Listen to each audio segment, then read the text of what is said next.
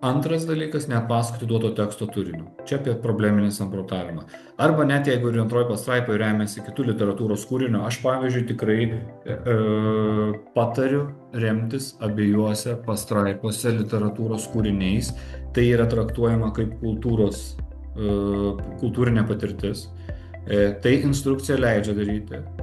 Nereikalauja būtinai remtis dviem kūriniais, bet leidžia. Ir kodėl aš sakau, nes yra saugesnis variantas. Tie privalomi autoriai yra tos žinios, kurias mes jau esam perdavę, jeigu vaikai tik pasiėmė, jeigu išmoko. Todėl visai racionalu sakyti, bandyk pirmiausia prioritetas, panaudok vieną dar iš tų 9 autorių, iš 8, nes jau vienas bus, kaip jeigu remiasi privalomu, tarkim, tekstu. Tai vienas jau panaudotas, tai paieškok dar kito.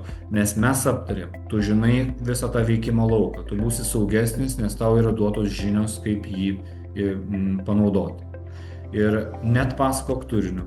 Jeigu tau reikia tik detalių, kurios sako apie artimą žmogų, tai ir susirask. Paskui dar aš parodysiu, kaip tą padaryti praktiškai.